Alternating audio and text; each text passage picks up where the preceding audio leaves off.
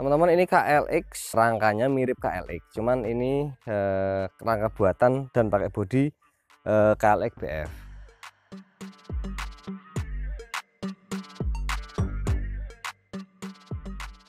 Bodi setnya KLX BF, rangkanya kita buat, kemudian sok depannya pakai KLX,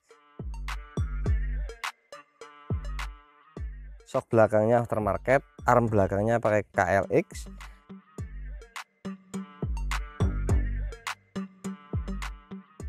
Mesinnya pakai Mega Pro Mono, masih karbo teman-teman.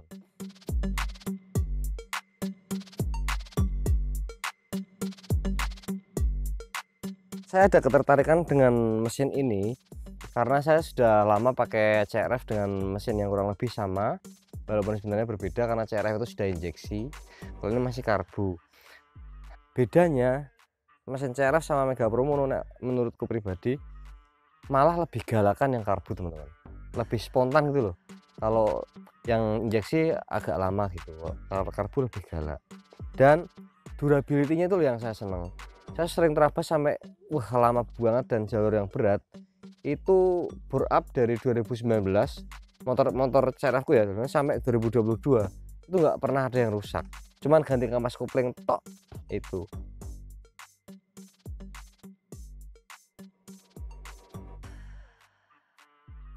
Makanya bagaimana caranya dengan budget yang mepet, dengan dana seadanya lah ya, pengen pakai engine yang hampir serupa, dan informasinya kalau yang karbo katanya lebih galak, dan ternyata emang menurutku lebih galak. Ini bore up-nya kecil teman-teman, 63 kalau tidak salah, dan menurutku tenaganya sudah cukup sih, kalau untuk jalur sudah cukup.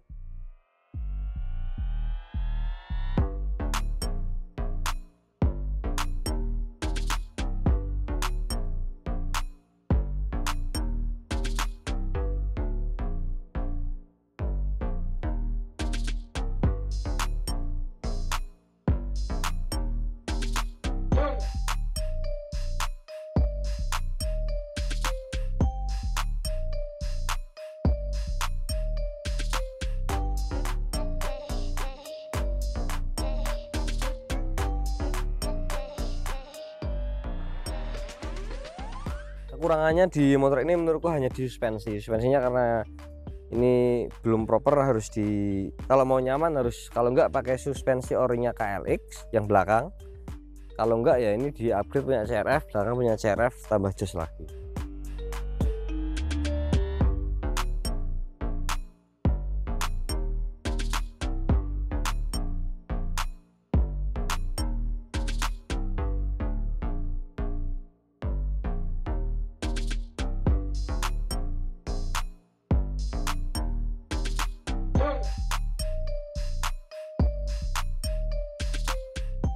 Nah, kenapa saya pakai frame buatan? Karena frame buatan itu bisa menyesuaikan dengan dudukan mesinnya. Ini mesinnya yang apa, ini kan mesinnya nggak harusnya di rangka KLX. Kalau pakai rangka KLX kita harus merubah dudukan, harus ngelas-ngelas, tapi kan nggak rapi. Makanya kita bikin frame yang memang kita buat untuk KLX, cuman mesinnya kita pakai bisa kita PNP kan dengan Mega Pro Mono, makanya ini kan langsung pas. Hanya kekurangannya kalau orang frame yang nggak ori itu ya paling cat-catannya atau finishingnya, terus kelas-kelasannya kalau memang nggak yang frame mahal itu kurang rapi. Kalau frame mahal ya pasti rapi, cuma kan mahal teman-teman itu.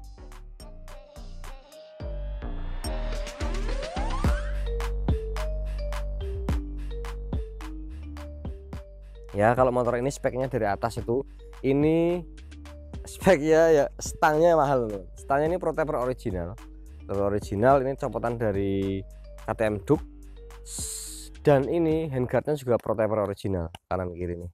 Jadi ini mungkin kalau beli baru ya 2 lebih, ini 2,6 kayaknya.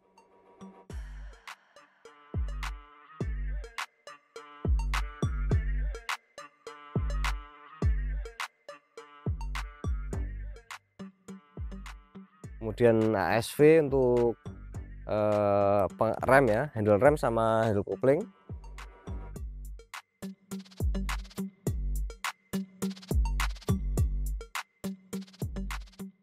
Kemudian Untuk bagian ini starternya kita pisah karena ini sudah pakai gas spontan, kita ini terpisah. Cuman ini low budget jadi ya kondisi ya bentuknya kayak gini. Low budget dan gas spontan yang nggak mahal juga, makanya ada spelang sedikit nih, dan agak kerak, agak gimana ya, baliknya tuh lama nih teman tuh. Kalau yang gas spontan yang agak paling nggak TDR itu kan digas kan cetak gitu kan, cetak, apalagi KTM ya, cetak, domino.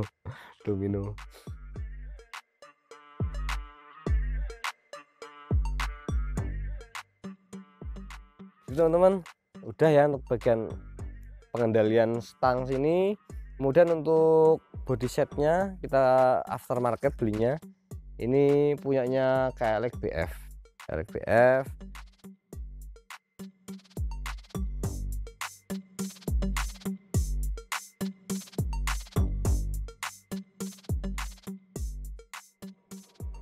Kemudian untuk kaki depan ini punyanya KLX juga original. Kemudian untuk knalpotnya kita beli aftermarket dari Purbalingga.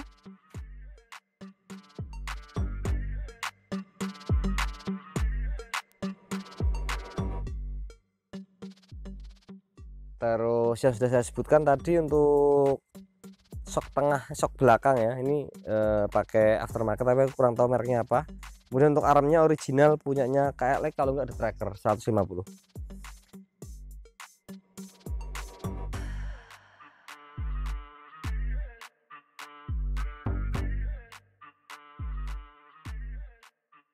Untuk wheelsetnya teman-teman, wheelsetnya ini pakai CRS 150L. Jadi kita harus menyesuaikan beberapa hal ya, terutama untuk dudukannya, terus cakramnya depan belakang, karena cakramnya belakang punyanya KLX itu lebih kecil, makanya dudukannya harus disesuaikan juga, karena ini pakai punyanya CRF, jadi harus disesuaikan, dudukannya harus tinggi begitu.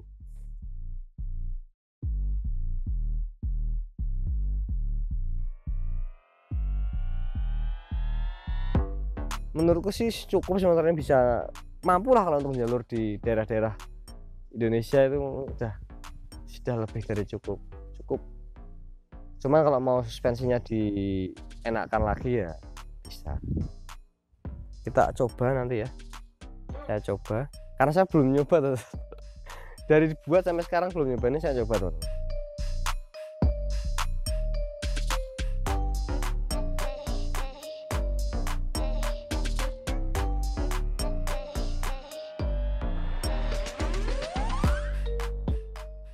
Kita tes sound dulu.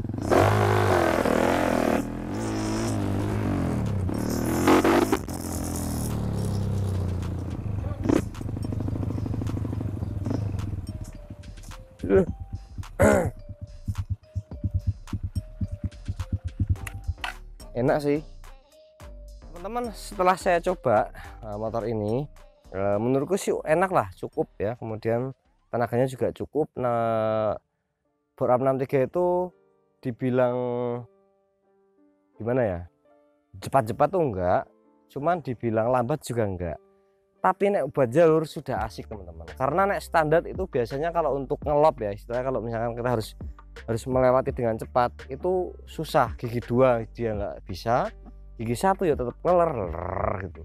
Makanya kita harus naikkan ke akselerasinya ya di bore up itu 63 66 itu enak teman-teman. Tapi kalau untuk tanjakan ya susah ya toh. Tapi kalau untuk cuman terabas sih segitu sudah sangat-sangat cukup, sudah menyenangkan sekali. Ditarik sudah, kalau ditarik tuh nyedotnya tuh enggak yang dat gitu, enggak cuman rewut gitu. Jadi masuk tenaganya kan pelan-pelan. Di atasnya standar lah, dan di atasnya remap juga, karena kan sudah lebih besar diameter pistonnya. Sama ini karbonnya juga sudah diganti, cuman di putaran atasnya agak berbeda sedikit. mungkin keborosan kayaknya sedikit kayak, makanya nanti bisa diatur lagi.